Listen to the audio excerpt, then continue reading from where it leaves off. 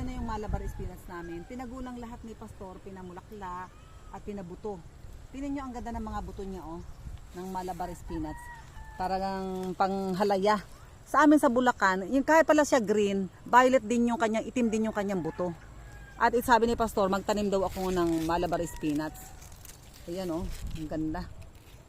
Ito Malabar spinach, alam nyo, napakasustansya nito at violet talaga yung kulay niya.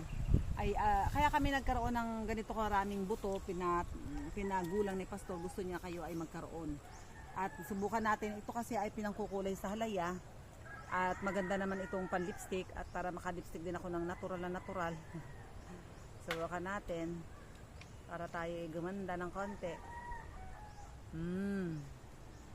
Talagang nagkulay ba taga-video? Oo. Yan. Ayan, nagkulay na. Libre na ang kulay natin, kaya sa mga gusto magkaroon ng lipstick na natural, ito lang Malabar spinach. Pero ito kaya ginaganutan natin ay kukunin natin itong mga buto. Tingnan niyo mga sanga niya, oh. Parang ang sarap-sarap niya kainin. Ano kaya ang lasa nga nito sa ating makukuha? Tingnan natin dito pa, oh. Talagang halos lahat ay magugulang na. Atin ang pipitasin itong lahat ng buto ng Malabar spinach. Sa kulay pa lamang, dugong-dugo na siya, oh. Kaya ito ay maganda sa ating dugo. Pwede na ito ay gagawin naming juice. Nagawa na namin itong juice dati. Atin lang ito i-blender ang ating lahat, oh, nakakatuwang tingnan, oh, ang ating Malabar spinach, oh, ang ganda. Green na lahat, violet na lahat. Ang cute, eh. Tikas tayo at tayo magtatanim. Ito.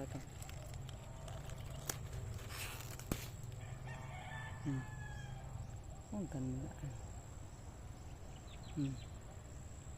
Ang ganda-ganda nitong Malabar spinach. Talagang pinagulang na at makikita nyo na lahat ng kanyang mga buto ay talagang sukdulan na sa kahinugan. Pwede nang gawin nating i-juice at atin nang itanim. Ito na mismo ang itatanim natin ngayon sa ating container na ating ginawa kanina. Tayo na at atin nang itanim.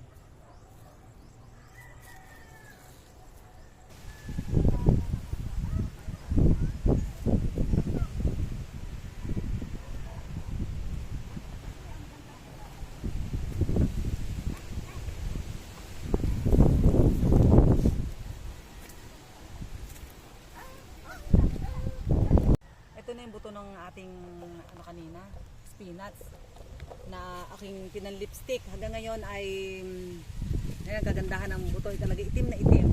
Hanggang ngayon ako ay naka-lipstick ng buto nito, kulay pink. Para ang ganda ng lipstick talaga natin, natural na natural. At tayo ngayon ay magtatanim. Yan. Atin palang nalagyan ng, nasaan na yung abo na yun?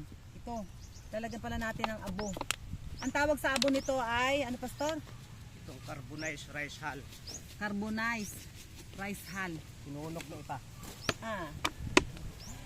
Ito pala yung sinunog na ipa. Binili pa natin ito. Kasi sa Mindoro maraming ganito. Para lalo siya maging buhaghag. Kaya mas maganda pag nilalagyan natin itong sinunog na ipa. At meron din siyang ipa na hindi sunog. Lalagyan natin dito sa kanyang ating paso.